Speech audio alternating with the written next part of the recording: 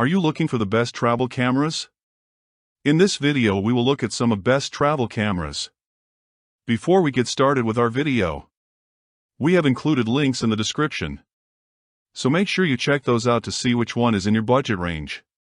Number 1. Canon R8. Compact power with amazing performance.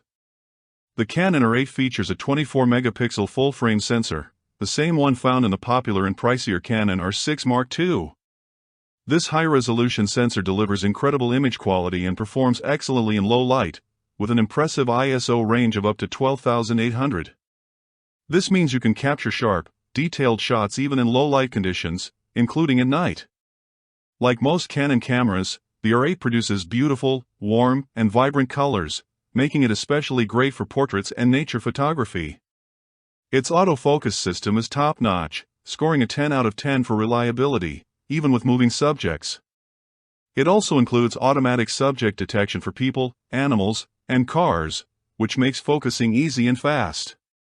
However, one thing to note is that the Canon R8 doesn't feature physical in-body stabilization, it only has digital stabilization. This might be a drawback if you're looking for smoother handheld shots and video. When it comes to performance, the R8 shines. It shoots at 6 frames per second using the mechanical shutter and an incredibly fast 40 frames per second with the electronic shutter, making it perfect for capturing fast-moving moments. For video, the Canon R8 supports 4K at 60 frames per second and Full HD at 120 and 180 frames per second, giving you all the frame rates you could need. It also captures photos in 14-bit RAW, offering plenty of flexibility for editing, and shoots video in C-Log3, which is ideal for color grading. Despite all these features, the Canon R8 comes in a small, compact body that's perfect for travel, lifestyle, and street photography. It feels great in hand and is very comfortable for photo walks. The minimal button layout might not be for everyone, but it works well for casual users.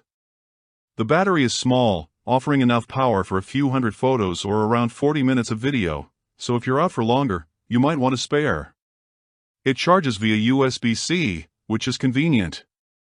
The Canon R8 has a high-quality electronic viewfinder, EVF, and a touch-sensitive screen, making it a great camera to use overall. If you're looking for a powerful hybrid camera in a compact body, the Canon R8 could be exactly what you need. But, if you're after more resolution, power, and a larger pro-style body, you might want to look into other options. Number 2. Sony A74. And it's also had a massive price drop recently, so if you want the best deals on these cameras, check out the links down below. The Sony A74 has a 33-megapixel full-frame sensor, which is a ridiculous amount of resolution. It's good enough not just for travel, but even professional work. It's also pretty decent in low light for both photos and videos, and you can shoot as high as 6400 ISO, making it a very versatile travel camera that you can pretty much take anywhere. The autofocus is tremendous, even in low light. Sony cameras are pretty much known for having some of the best autofocus in the industry, so naturally, the A74 is also tremendous. I'm not going to waste your time, it's a great autofocusing system. Plus, it also has physical in-body stabilization, which helps to steady the camera for handheld video and slow shutter photos, and if you're someone that likes to shoot while moving, this is definitely a feature you need. Now, for actually taking photos and videos, the A74 can shoot 10 frames per second with a very large frame buffer of over 400 photos in a row, so you can shoot for a really long time without the camera needing a break. It shoots video at 4K up to 30 frames per second and 4K at 60 frames per second for 2x slow motion with an APS-C crop, which is a bit of a heavy crop, but most of you guys will be just fine. But if you do want uncropped slow motion, it does Full HD at 120 frames per second, and you've also got Slog3 and Cinema profiles for advanced color grading in case you want to get artsy. Now, the main appeal of the A74 has to be the body and design. It has a really robust, weather-sealed body that you can pretty much take anywhere in the world with you, and it also has a proper pro-style button layout for faster and easier operation. Plus, it also has a dual SD and CF card slot for redundancy and overflow. The viewfinder and screen on the back are excellent, they're nice and bright and high resolution, and the screen is also touch-sensitive with touch autofocus. It also has a large Pro-style battery that will easily last you all day or several days, depending on how much you shoot. So if you want a proper mirrorless camera for travel without making any sacrifices in terms of design or image quality, the Sony A74 might be exactly what you're looking for. And if you like the A74 but you wish it had a smaller body, you should also check out the Sony A7C II. It has very similar specs, but it comes in a much smaller body. Plus, it also has better autofocus and stabilization. It's very much worth checking out, and it's about the same price. Now, some of you guys might want a super beginner-friendly travel camera that is easier and more affordable than even your phone. In that case, I have a few recommendations for you guys, and the first one is specifically for photographers, but you can also use it for video, and that is the number 3. Canon R50. The R50 is an ultra-small and compact camera that literally fits in your jacket pocket, and it's as convenient as your phone to take around.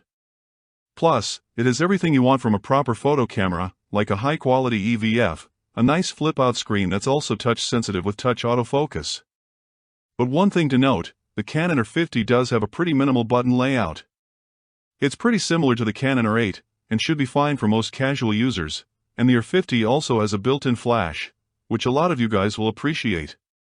Now, the Canon R50 does have a smaller battery compared to a big boy camera, but for casuals and beginners, this battery is actually more than enough. It will easily last you all day for casual use. Inside the Canon R50, you have a 24-megapixel APS-C size sensor, which is pretty typical for cameras like this, and it still has plenty of resolution for high-quality photos and videos. Just like every other Canon camera, it also has very warm and saturated colors, which look really nice for nature and portraits. But one thing to note is that the R50 is not amazing in low light, which is one of the reasons they have a flash on this camera. But the autofocus is top-notch and easily as good as the Canon R8's autofocus. The key thing to note with the R50 is that it only has digital stabilization, but in my testing, it actually looks really good, and I wouldn't worry about it. So, if you're doing casual photos and videos, you'll be just fine. As for the actual photos, it shoots really fast at 12 frames per second in mechanical shutter mode and 15 frames per second in electronic shutter mode.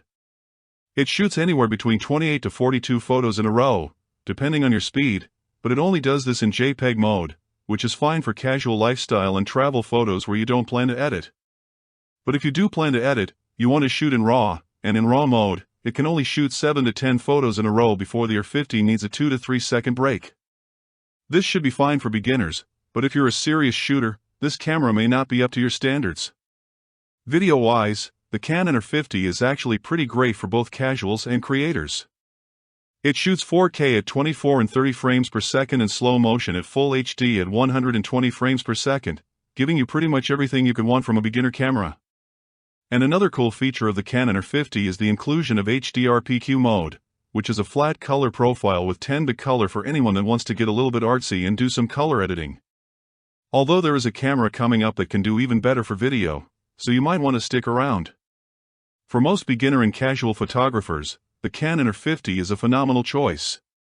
It's a well-balanced all-around camera that's also relatively affordable, but if you're a bit more video-oriented for vlogs and travel films, the best travel camera for you might be the number 4. Sony ZV1 II. It has the exact same 26-megapixel APS-C sensor from the professional FX30 and the Sony A6700, so you get the exact same high-quality photos and videos, and the sensor is also very good in low light, up to 6400 ISO for video and 10,000 ISO for photos. Plus, it has very sticky and reliable autofocus with subject detect for animals, people, in cars, and much more, but the ZV1 II only has digital stabilization, but for most casual users, you'll be just fine. Now, when it comes to actually shooting video, that's where this camera really shines. It shoots 4K at 24, 30, and 60 frames per second for 2 times slow motion, and you still get full HD at 60 and 120 frames per second. But my favorite video feature is cinematic vlog mode, where the camera adds black bars to the top and bottom for a cinematic aspect ratio and gives you an adjustable film look, or you can even use your own LUTs, so you can get a cinematic look to your video with basically zero work.